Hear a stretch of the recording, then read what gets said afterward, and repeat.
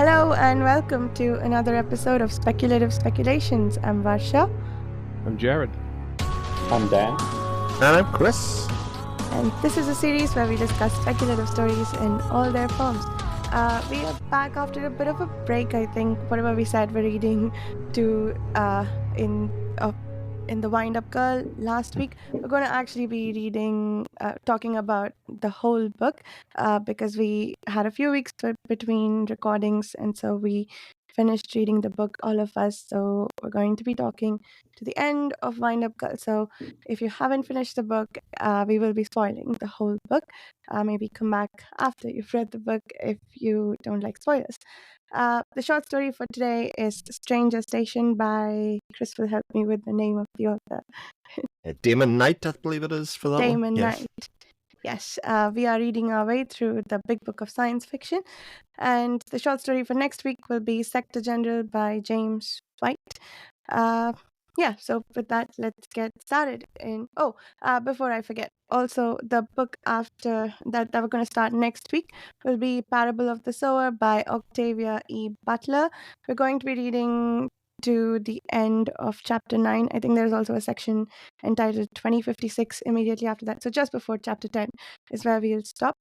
And the book is a little over 300 pages in the editions we have, so we'll be doing 3 discussions for it. So if you'd like to read along with us, maybe grab a copy between now and the next week. Now we can talk about the Windup Girl. I think the last we left it off at JD had become a monk, like he'd been imprisoned because he did the wrong things. He got on the wrong side of several people of the, what ministry was it? The trade ministry. And so he got punished for it. And then many, many, many things happened afterwards since we last left it off. The end.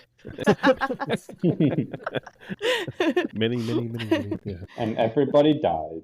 And everybody died. Yeah, sort actually. of. Yeah. That was interesting.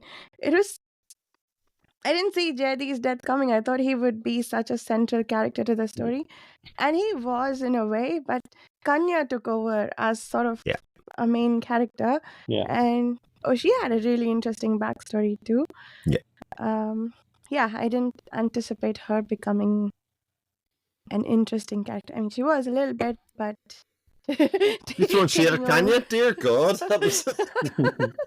Well, no, you make a good point, because she was kind of his sidekick. And she wasn't, she wasn't the, quote, hero. She was the sidekick to the hero, Mm-hmm. And his death really changed the course of, her story arc, of course, and made her a central, next one up, basically.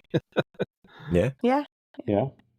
And it got a little magic realism with Jedi's ghosts showing up, and and I guess they had all these theories about how all the ghosts, they have no room.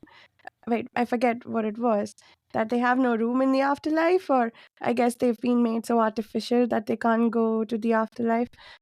So they might be even reborn as wind-up people. So they better be nice to the wind-up people. But Kanya can actually see Jedi's ghost, and it could have been just a hallucination, except for the ghost was giving information to Kanya that felt real from having hung around other people too.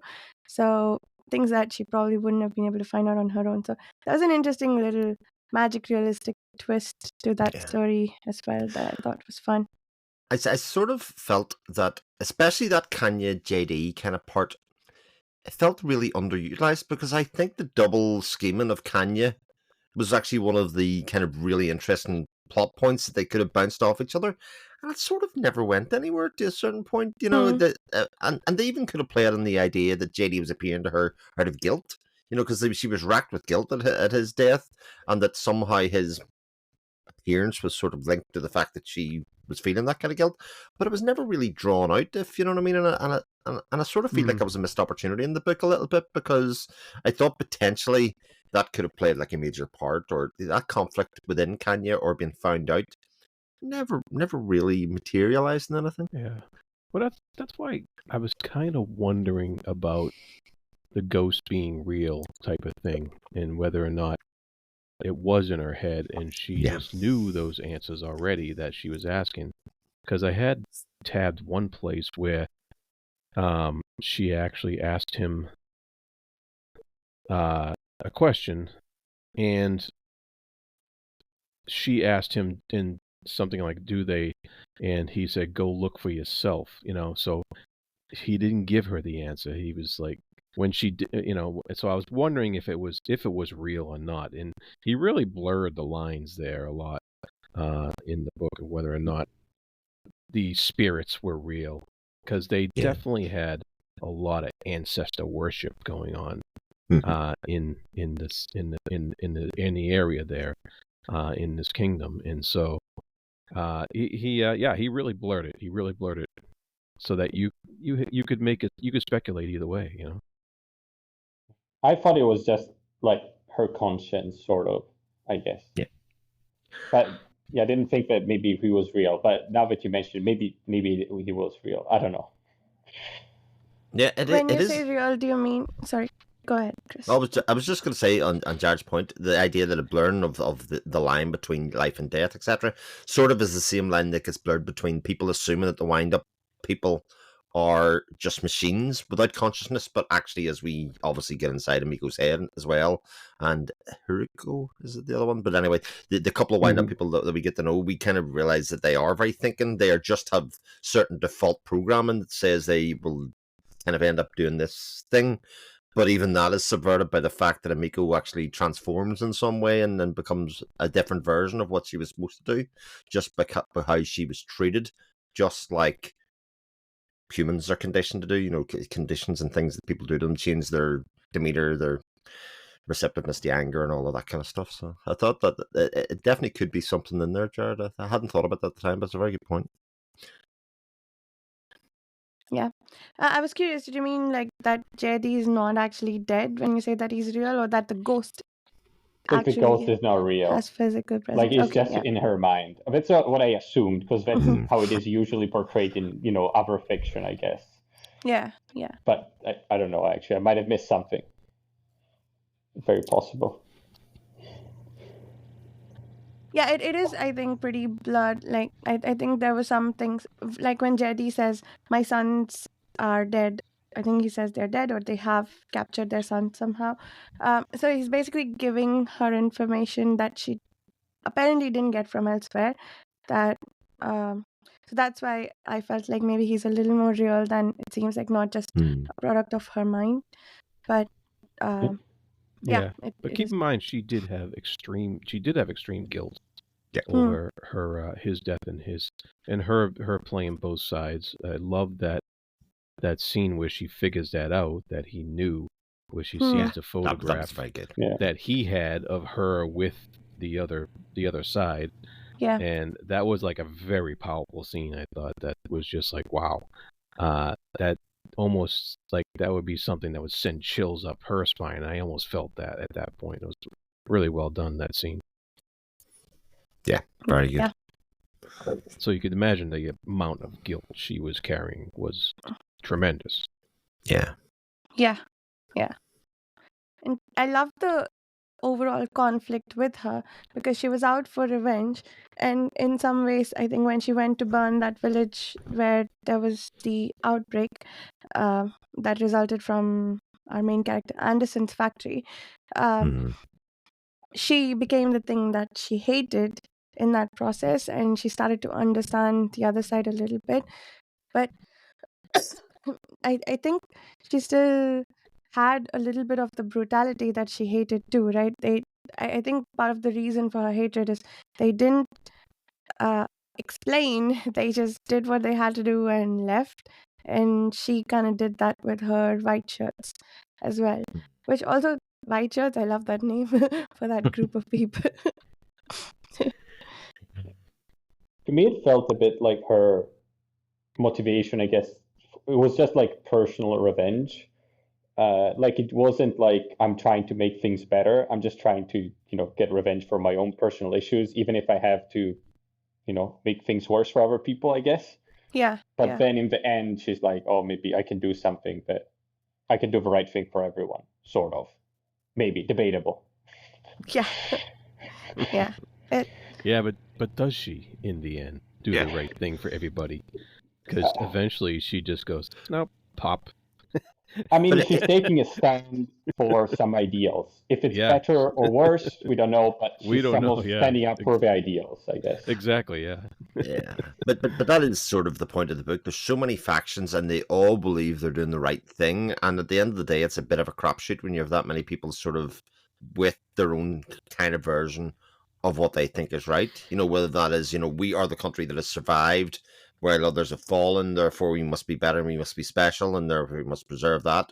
You have the other people that basically saying we should need to make everybody part of one thing, so that we use our resources effectively, be part of the big mega corporation in some ways. Then you have, you know, everybody has their own ideas about it, and they all sort of eat each other in their own way, including the Windup Girl, because they make her an assassin by how people treat her. You know what I mean? So it's like everybody has these assumptions about what everybody else wants, tries to think they're playing a little game. Like even Hawk saying, I thought his story arc where I think I certainly read it like he had some sort of master plan that he was going to enact in the end.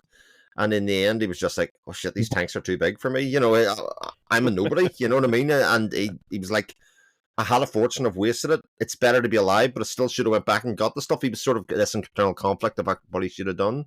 So I think the result of the story for me was a bit like these situations are crap. These kind of grabs for power. Because it'll just be a cycle that turns around, and there'll be a new person that comes in charge, and then somebody else will have an idea, whether it's military or otherwise, and it's a bit of a crapshoot. And they've ended up repeating the cycle of what actually destroyed the Earth and its world beforehand, insofar as not kind of having a common goal, but just kind of being out for themselves. Yeah, and I like how was it Bacigalupi, right? I like how he subverted all of our ideas about who was going to be behind the great master plan, like you just mentioned. You thought it was going to be Hawk Sang, and it ended up he was just a little fish in a big pond. Yeah. And you know, and it just kept going. Like you thought it was going to be JD that was going to be the big master mover here, and he ended up getting killed. And then Anderson, you know, you thought he was going to be bigger than he actually ended up being. And, you know, he just ended up being a cog in the corporation machine. And so all that stuff was subverted, that you know, there was no real mastermind here. It was just everyday life politics intruding on everybody's life. And I thought it was pretty subtle how he balanced that. It's pretty chaotic. Nobody was really in control of anything, right? Yeah. Everybody had plans. And if it was to ask you who's the protagonist of the story, it sort of has to come back to Emiko, even though everybody underestimated her at the time. I think even we underestimated her. We thought her story was that she was going to go to the promised land up north, if you know what I mean, to live with the Windup people. But even her own story, you know, and her own motivations and all changed through it, and she never even got close to getting to that place. So it was like, well, everybody's journey that we sort of thought, the people that we followed through the story, it's like the dreams and hopes just sort of fizzled in nothing at the end. Like none of them ever got close to what they wanted to achieve. Yeah. I mean, maybe Kanye's the, I don't know, at least for second half. Yeah. Is the protagonist. It's the only person that actually has somewhat of an arc, I guess. Because other people don't really change. Just, I guess things happen to them. But, you know, it's not like JD learned a lesson or changed things. Not that he has to learn a lesson, but, you know, and other people too. They just continue doing what they were doing at the beginning, and then something happened to them. But they don't. There's no internal change or dialogue or whatever growth, right? Her is the only one that I can think of. It does feel, though, a little bit like karma coming to get them all in some ways. There's no internal growth, but for a lot of them, like with Kanya realizing that, you know, maybe, well, she was treated poorly, there's no doubt about that, but she also did the thing that she was trying to take revenge against. And Hoxing, with I guess a little bit because he tried to hide the disease, he got a little bit of payback for that. And Anderson he got the disease too, which there's something on that subject that I wanted to bring up too, but we'll get to that. But basically, it feels like karmic retribution for all of these people and some of the horrible things they did. Even so there's no internal growth, but there's just some remorse for all of them in some form, though not for the thing that they did, which is interesting. Like, I don't think I've read a story that kind of did that before, or if I have, I don't remember it. But yeah, that was an interesting form of punishment being meted out to everybody. Yeah. I also like how the Windup Girl, like the book is named after her, so she would have become important. But she did sort of it. Even with that, though, she precipitated a lot of the stuff that happened. But even then, it wasn't centered around her, the story somehow. So yeah, it is a very interesting book structurally. Yeah, I found it strange that it took quite a while for the title character to actually be an important player in the story. You know, she was just this odd thing at the beginning and a curiosity, and then she finally became relevant to the story when after the horrible abuse that she went through, and then her transformation into a creature that is able to kill humans rather than just being dominated by them. And so, but that took a while. That was much later on in the story than you would suspect for a character that the book is titled after to take place. I mean, after reading the book, I would think the book should be probably titled something around, I don't know, the calories or like the world, not any specific character. Right, yeah. Kingdom of Thailand or something, something, I don't know. Yeah. So she's like, I mean, she seems like the reason she's important is kind of incidental. Like, it's not like she's trying to do anything. Like, she's not trying to kill specifically the important general, right? Just not the general. The what's his name? Whatever. Yeah, the head of the ministry or whatever, whoever it was. Yeah, it's just he happened to be there when that happened. Summed up, whatever. Yeah. The Queen Protector, wasn't he? Isn't that not who it was? It was the Protector. Yeah. Yeah, it's. Do you know what I find really odd about it? You know, sometimes you kind of look at a book blurb at the front and go, "This is for fans of." I don't know if I could do this with this book because it's not really like there is a lot of politics in it. So in theory, it'd be political fantasy, but it's not really political fantasy or political science fiction. Like it's a lot. It's sort of its own thing. It is the other thing. It's the archetype people would say in future if you read another weird book like this. You go for fans of Windup Girl, for something that's completely, its own thing with kind of mixed protagonists, with kind of mixed theming and kind of ideas about where it wants to go. Because again, what they set up at the first half of the book doesn't really play out the second half of the book at all. So it's like a strange book to kind of recommend to anybody or to kind of talk about, because it's like it's not really like anything else I've ever read, which I suppose in its own way is good. Yeah. I think it's like I would recommend it to someone that's a fan of world building, because that's to me the star of the whole thing. Right? Very good point. Yeah. I would say it reminded me of Mieville. Oh yeah. I could get that as well. Yeah. That makes sense. Definitely. It did feel a bit like I don't know, Malazan, in the sense that it's all the small players, like only in this very specific sense that at one point they wonder whether the child queen even exists, right? So even Anderson, important as he is made out to be, like, I can bring an army to help you in your cause, but he also is subject to a disease, right? Like all these small players who are trying to move the pieces, who think they're important, but really they're not. Or not. And that's whose perspective you explore the story towards. So you never see what's coming. You just see them do the best they can with whatever situation is handed to them. In that sense, I guess it's a little bit like Malazan, but other than that, yeah, I pretty much agree that I've not read anything else quite Yeah. like it. It's kind of like reading and watching characters interact with the world and with the society, right? And the society and the world is the main character, and we're just, seeing it through the eyes of all these different people and how they interact with it. Yeah. Yeah. This Right. the character interactions are actually pretty essential to understanding the society that is there, and Yeah. it's pretty key. Yeah. It's also it's almost like a simulation book. It's like almost you just set up a lot of pieces in place. You set up the politics, and you press play and see what happens when they the ants kind of interact with each other, and then it kind of doesn't end up where you think it's going to be, and it's so almost like a theoretical kind of idea, and because of that, I'm not sure I loved or was entertained the whole way by reading it, but I suspect it's one of those books that will kind of linger because of that sense and the kind of things that it sort of played with and the things that it sort of did. I think part of my enjoyment was I didn't know where it was going. I didn't know what the point of it was, but again, that was the point of it, I think, in some ways, insofar as it just sort of played out. So it's interesting. Yeah, it did make me think though about the main themes, the waste of our modern society.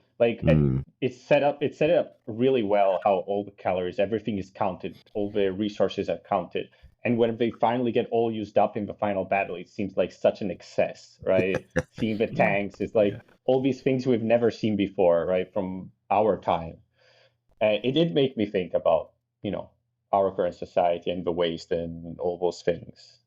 So I think it's effective for that. Absolutely, yeah. No, I definitely think it has that kind of a message to it, and it's because it's so far in the future, like 300 or 400 years or whatever it was. It doesn't seem out of the realm of possibility that this type of future may come about. I mean, it's some would say even scary. it seems a bit likely. Yeah, yeah. So I think he definitely captured something in that manner that it's Definitely. something that you can think about and be scared about as happening. Yeah. The parts with the outbreak of the disease from Anderson's factory, that was really gripping. I really enjoyed reading. I didn't enjoy it. That I really turned the pages when I was reading. I loved him fading away and getting sicker and sicker. Oh, I loved it. And I think I was wondering at one point, it seemed implied that the calorie companies, they were releasing diseases into the world for whatever reason. It's unclear to me, but they are responsible in a large part for the scarcity of food and energy, which I think was proved in this section because Anderson said, I can't fall sick. I've been inoculated against diseases that haven't even been released yet. So there is an element of deliberation to the release of diseases, which is insane. And that, again, that's another interesting aspect of the book, I guess, that we don't really get an explanation about any of that. It's just something that the calorie companies do, that people accept, that is apparently normal in this world. Yeah. I thought I don't know why I thought, but I thought that it was because those calorie companies study and make up diseases to make their genes and foods more resistant to anything that can possibly attack them, and so that's why he was inoculated. And I thought the main reason why people thought it was their fault was because they just sold these seeds and everything else, just pretty much like monoculture. Everyone uses the same. So when there's one disease, it affects everything, and they don't have any protection. And they also I don't know, they're probably seeds that you cannot replant. Just like right now, they sell to farmers just seeds that are sterile after, so they have to continue buying them from them, and they're dependent. I thought that was the sort of dynamic, but again, I could have missed things for sure. Yeah, no, that makes sense. I was curious about the disease aspect of it all. How Yeah.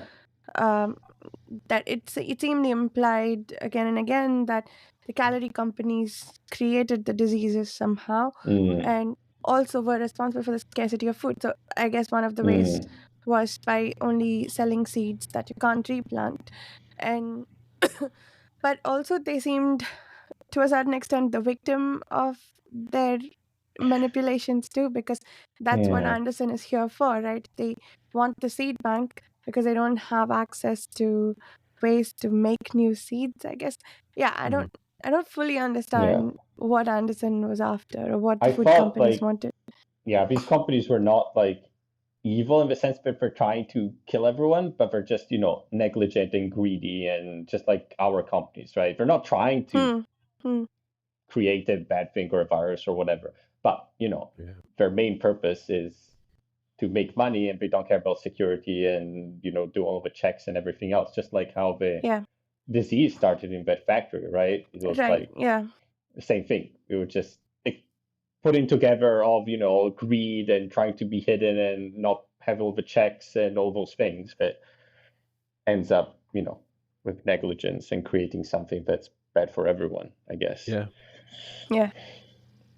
That's the liquid that they created, the specialized bacteria that wasn't acid, but it's alive in a way, and it ate right through That's right, the safe and everything like that. And I was just like, it seems like that these companies were creating stuff that they really didn't know what they were creating at the time. They were just making stuff to see how it would work and to see if it would help with their situation or their bottom line or what have you. And I have a feeling that some of the diseases might be a product of just that. And some byproduct of their testing. Yeah. Again, I tend to read all of these things as a criticism of capitalist society. Like I'm just predisposed to see that in nearly every book. But this idea that in a capitalist society, you get the technology, you invent it, and then you try and find out use for it afterwards, and therefore you can create viruses and all of that kind of stuff in the hope of making profit, and kind of not being able to control the after effects thereafter. And I think there's some of that here, and also the fact that it's sort of like a COVID kind of predictor in some ways, because even in that sort of society, if disease ever gets out, you're pretty fucked. I think the part that stood out to me the most was the bit where Hawksing and what's her name, May, together they try to hide the fact of the disease, try to hide the origins of the disease, so they can keep their job, so they can go on living. But it had such possible widespread repercussions that like a tiny act of not even greed, just like mild selfishness, could have such widespread repercussions. That part was brilliantly done. Yeah, right. I mean, you can't just blame them because they're just trying to keep their job and they're in a really bad situation. It's just like an unhealthy system, right? Yeah, that's the society they've been born into, and they're trying to survive in. So they're just trying to do what everybody else is doing, which is trying to make it through and make some sort of future for yourself. So that's the system that's been designed. Yeah. No, I mean, like, how many people at Boeing were more worried about keeping their job than they were worried about seeing whether a bolt was in a door? Absolutely. That stuff happens, and that was very realistically portrayed in that case. Yeah. And I love just the stuff about the bacteria eating through the metal. It's just that stuff. That's the kind of stuff is closer than you think. Yeah. Because I work with a soybean-based organic solution that's totally harmless to people that actually eats paint off of parts, and it's a soybean. Yeah. And it's just like amazing. Yeah. And so that stuff is in process. It's being made.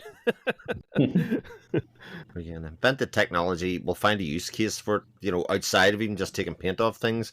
Somebody will go, and find another use for it. And sometimes, like the diet drugs become ecstasy, become recreational drugs. It's just the way that stuff goes. Yeah. soybeans eating paint. I mean, that's a good point, actually, like drugs, like the whole thing about with the opiate epidemic and stuff like that, right? It was not like the drugs initially was not made for that, but the ramifications and the after effects and everything, it was like all unplanned. It's not like the companies were trying to That's right. make people, like that, but Well, it's not like smoking. Is that what you're saying? Well, smoking is, I don't know, feels a bit different, I guess. That's what I'm saying. It was a bit more nefarious in its own little way, and the fact that is still being allowed to be peddled in vapes and stuff is just, like, honestly mind-bending in a sort of way, because they've created a different version of the same product with some less supposed side effects, but in essence, it's just a nicotine delivery system. Like, it's not. Yeah. But I mean, smoking has been a thing for like 10,000 years or something. It's like a law. Yeah, it's not a new invention. So that's true. That is true. And I really love his weaving. Yeah, that's the word. Of his weaving of religion in this book into the society here. I love how Hawk Sang was counting to 4, and when he got to 4, he's like, "Oh, that's the symbol for death for some reason," but it was just a superstition he had, and it was just great how he got to that point, where he thought he was safe when he was counting 1, 2, and 3, and then all of a sudden he got to 4, and he's like, "Oh no, that's death." Well, I thought that was interesting because, and this comes up in anime and stuff. Apparently, 4 is the unlucky number in Japanese culture, because the character 4, when they speak it, sounds exactly the same as the word for death. So they where 13 would be our unlucky number, 4 in Japanese. So I actually thought it was interesting that was carrying through into the book and his superstitions at that stage. In China, there's a similar thing. Similar, is it? Okay. I think. Yeah. Interesting. Yeah. So, and it was just neat how he pointed that out and weaved that in. Yeah. And it was really cool how JD's followers were hunting like jackals, and they were putting his image surrounded by flickering candles and stuff like that, and basically have a little altar to JD, and he became a form of like ancestor worship to his followers, and that was cool. And then somebody had mentioned that the new people, the Windup Girl, was going to have to find their own gods to protect them, and their own gods to pray for their dead. Yeah. And I was just like, oh, that's pretty profound, because that is something that will probably happen if the new people ever get a society together. And I was like, that's pretty good right there. Yeah. I do like it when sci-fi books put in like religion and stuff like that, because so many times they just assume that it's just everyone is an atheist in the future. Yeah. But I don't know, it's quite interesting when you see those future technology and stuff like that, and there's also like religion. I don't remember which book I read at some point, which was like Catholics on spaceships and stuff like that, and missionaries. I remember it was cool, but I don't remember what it was called. But it's kind of interesting, but juxtaposition, I guess, and how it made the story work. But I don't remember what it was. Yeah, even the who was it? The drug dealer there that she went to see. What was his name? Who, the Dung Lord or something? Yeah. The Dung Eater? The Dung Lord or whatever. Like even he considered himself a kind of a pseudo god in a way. Yeah. And he's like, I created all this, and Yeah. I mean, even the Gene Ripper guy also had some interesting conversations about that, right? That's right. Yep. Yeah. So it was really cool how I just liked how he weaved all that stuff in there. I thought it was pretty brilliant. Yeah, that Gene Ripper guy was an interesting character overall. Yeah. The Because you're thinking how disgusting he is and how wrong he is, but some of the stuff he was saying in the end was kind of like, I can kind of make sense. Yeah. Yeah. And do I remember correctly? It was a bit of he just did the work, like he just did the scientific research to show that something could be done. How he's not responsible for how it is used, which I I could see an argument or two against, but it sort of makes sense. Like that worldview also, I Yeah. guess. Yeah. I could guess he get wanted to behind. evolve humanity past whatever it is right now, right? Bring it to some sort of advanced form in the future, it seems. Yeah, remove the flaws. And does he tell Emiko that he is her god in some ways? And Yeah, I think so. yeah, Yeah, and More creative. I thought it was very interesting how they described how the new people were created. Not as in like they started from the ground up and just built some sort of like robot slash android, but more like they took a person and they just added things, but they kept everything else because it was too inconvenient or complicated to remove all the feelings, stuff like that. They just added, constraints on top of it, which is Yeah. a very like cruel way of doing, but probably very efficient. And that's why they did it, because it's yeah, easier. yeah. It's easier. Don't think about the consequences of what you're creating or Yeah. how it will affect Yeah. what you make. Right. Go ahead. Didn't she say she had canine DNA? Yeah, Yeah, I Oh, think yeah. that makes her Yeah. loyal. Yeah. But which is your nod to Cordwainer Smith, isn't it? Oh, You got yeah, Yeah. that's true. That's the true. obedient gene. Yeah, indeed. And and a little bit of Lavitidar with I don't know who wrote which book first, but Lavitidar has robots have robot priests and robot heaven and robot gods in his books. Yeah. So I thought that was maybe a nod to that with the Windup Girl being told that you need your own bodhisattva to worship. Yeah.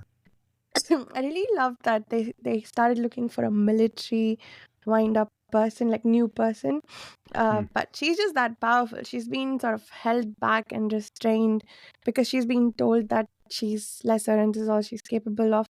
And she still has that Is it guilt just Varshavin left? from No, and disgust at herself no, when she well, kills all those people because she's not living up to her training. I think that discussion and all of that introspection with Emiko, I thought that was very interesting and brilliantly done. He lost that. Maybe his phone battery gave out. Yeah. But I think it's interesting. I think it's that idea that she's not just a machine. It's the idea that the conditioning actually will unlock what's inside her, that Plato ideology that we sort of know everything as humans and it's unlocked. So in the same case of her, like her physical capabilities were not being used as essentially a sex toy for men, but actually because of the way they built her, she actually was capable of much more. It was just her sort of her initial programming was such that it took like extreme conditioning to change that and change her nature. Yeah, because people were treating her. And I like, and I like Tavash's point that they, the people in charge automatically assume that it's a military Yes. wind up. It's like they it took quite a while for them to think outside the box and realize it, because it was impossible for something to go wrong with with one of these creatures, and so it was it was very interesting how they had to look for that military aspect of it, and that it was an infiltration from an outside power or something, and it actually wasn't.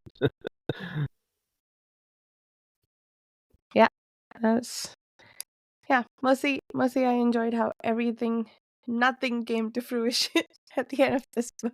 Yeah. The army didn't show up, or if it did, it didn't make much difference. And even the coup didn't succeed very well. Yeah. Well, But then we had the shot in the head Yeah. at the very end, which I found quite shocking. I was just like, oh, wow. Yeah. Yeah. No, I think there's one. Sorry, go ahead, Chris. I was just going to say, for all of the cool stuff we're introduced, like the megadonts and all of this emerging technology that we talked about, these kind of genetic mutations and all the rest of it, the tanks just come in, and the megadonts are kind of like laid waste. All these other things that were happening, it's just like we are at its core still this kind of primal, biggest gun wins, or in the case at the end, It was like, honestly, they were so worried about megadons and tanks that they just didn't see somebody with a pistol kind of shooting somebody in the head kind of thing. They thought they had control over people because of the overall power. And I think it's a sort of reminder for individuals within society still can make individual decisions and change the course of the future. Yeah.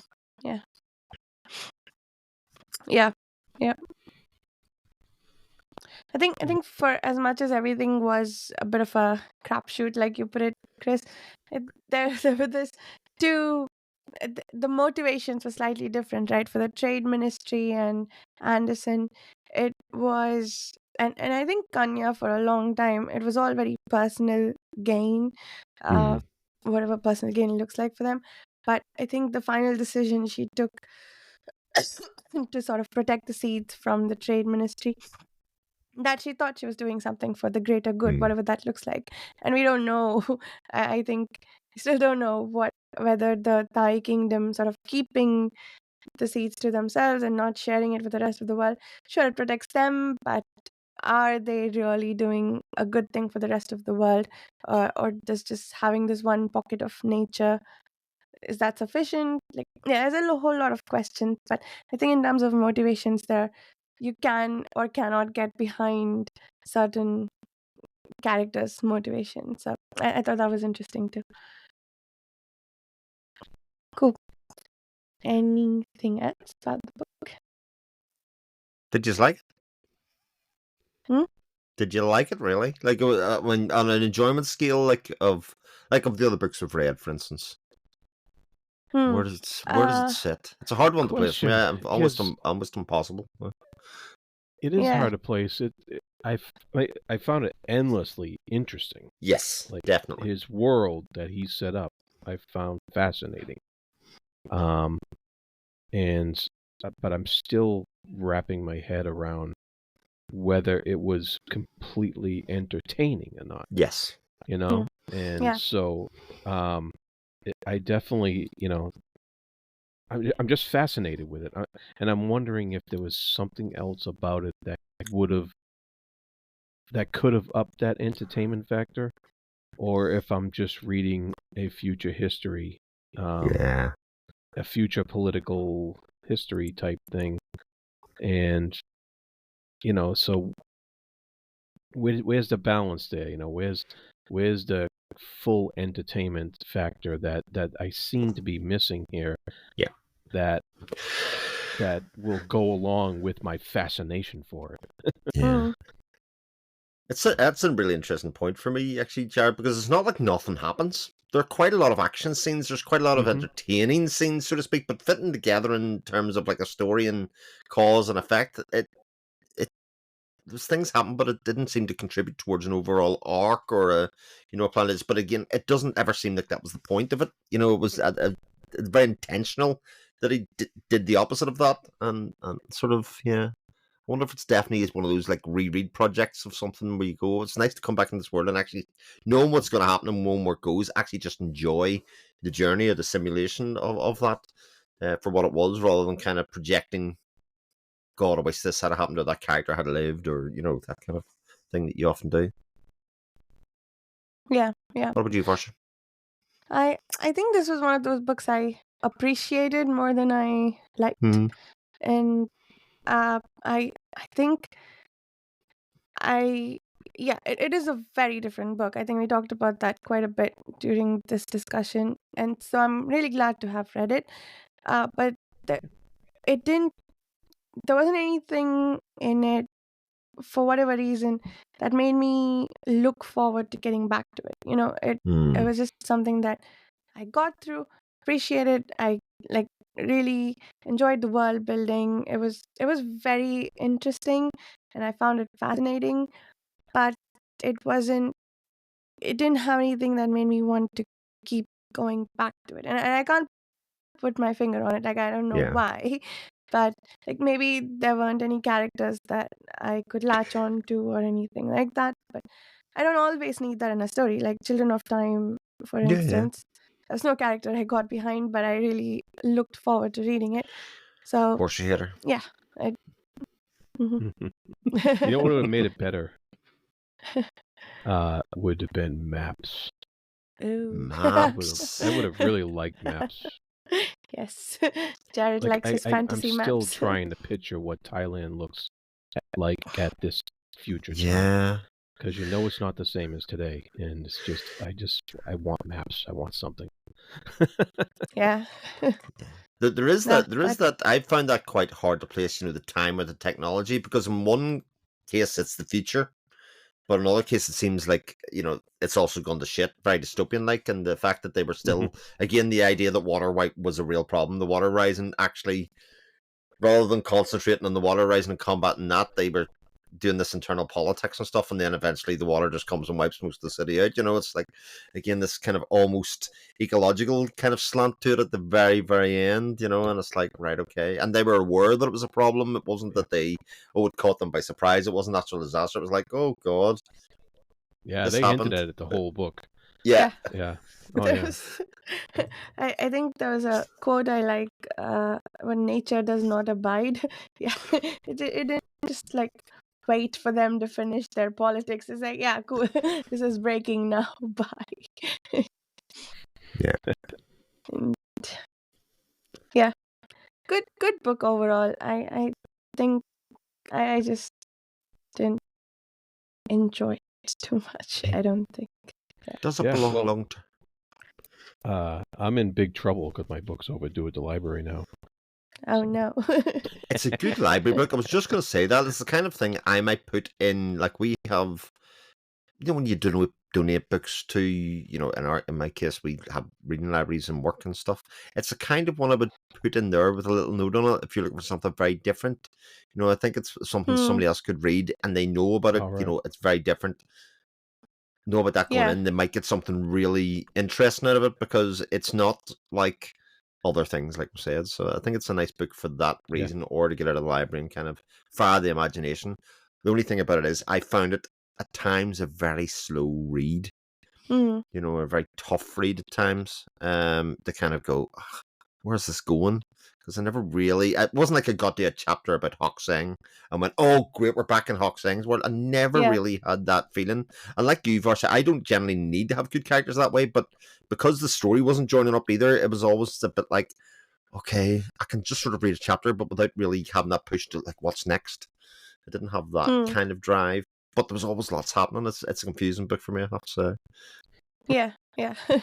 I agree, and there seems to be, I think it was you, Chris. You made a joke about how maybe the author like pulled a bunch of topics from a bag and put them all together into a story. That seems to be his thing, because the water knife, when I read the description for it, it has a bunch of like really disconnected elements too, that are apparently together in a story. But that's the other thing that this book that really does it. It does all come together into a coherent whole. Indeed. And somehow the theme seems to be about what's real and what's not a little bit, and it just is a mishmash, as much of a mishmash of themes as it has topics that it's putting together. So yeah, it's I guess in some ways a very special book that you could read for enjoyment a little bit, not just like, oh, this is fascinating, not something different.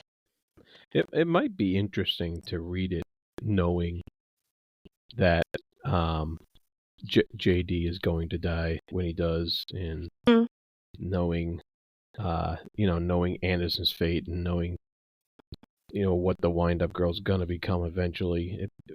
You might give you a different perspective knowing that stuff on a reread. Yeah, it might be interesting to reread. But I think the world building is one of the highlights of the book for sure. Yeah, definitely. The distant time and place that it gives you. Yeah. Cool. Another one to take off the wheel. Yes. Yeah, taking it off. So are we ready to talk about Stranger Station? Stranger Station. Stranger Danger. Stranger Danger. Literally. So it's been what, nearly a month or maybe even more since we've read the story. So what happened? What happened? So, man goes to space station, gets left there. Man interacts with alien. Man goes crazy and becomes alien. Pretty much. yeah, pretty much. So it's like set in this future. Do you know what it really reminded me of? Do you know the start of Battlestar Galactica, the remake series, where the Cylons and the humans meet? I don't want to spoil the very first episode of Battlestar Galactica, and if you haven't watched it, you should definitely go watch the pilot episode of the remake of Battlestar Galactica. It's amazing. It's kind of that meeting of minds, but in this case, and actually in that case as well, the humans don't really know what they're going to meet. They think they know what they're going to meet, and in this case, our character Paul has been chosen by humanity to go and meet this thing. And he arrives there, and the only person he talks to is this like almost HAL replacement AI. It seems to be his companion, and doesn't really tell him very much. And he's always waiting to speak to the alien, but never gets to meet the alien or see the alien. But he starts to experience the effects of being around the alien, and he's trying to rationalize it and make sense of it. And I think that kind of internal monologue of how he's experiencing what he's feeling, and the kind of things that he comes to is what must be happening. I mean, I'm reading along going, yeah, that's right. But it also is the ramblings of a madman in some ways, because he actually is losing his sanity and he is dying in some ways. And it's only the little interpolations by the AI character or the computer that kind of give him any hints, oh, I'm on the right track or I'm not. And I found it a really entertaining story to read a month ago. Mm-hmm. Yeah. Yeah. I liked how it touched on some of the aspects of free will and what that actually means to a character who doesn't know he's probably losing it, and he's telling you this story and he's going mad, but he doesn't realize he's probably losing his free will to the influence of the alien. And I love how he came up with his own law. When two alien cultures meet, the stronger must transform the weaker with love or hate. That was Wesson's law, and I love how he came up with that. And but treat it like an absolute. You know what I mean? In his psychological state. Yeah. This must be true. So I thought that was pretty brilliant, actually. That in his going crazy situation, he comes up with, like you said, these absolute laws of physics or something like that, or culture. So fun stuff. I love the sense of danger and fear that was built up. It felt a bit like Area 56. What was Annihilation's area number? Anyway, Area X, wasn't it? Area X. Thank you. 10 Roman numeral. Yeah, that's what it means. Oh, that makes sense now. Sure. the sense of like danger and fear, I thought that was described so well as he grew madder and madder, and I guess at the end of it all, does it turn out, do I remember correctly, that the alien is also afraid of them, and so that's what is leaking out of the alien, the fear, and that's what they're able to use for their immortality. And I guess the conclusion that they didn't want humans to come to where they are, so they're like, we'll come to you every few years and give you whatever you want so that you don't hurt us. So yeah, pretty cool story overall. I really enjoyed it. Really good philosophical ideas in it, in terms of like, again, that sort of first contact thing, but it's a preservation thing. What would we do? And then his thing inside him says, I must find a way to either fight back against this or do something about it to change the course of history, or to understand it. That general human curiosity of they need to impose themselves on any situation. He's been selected by the world.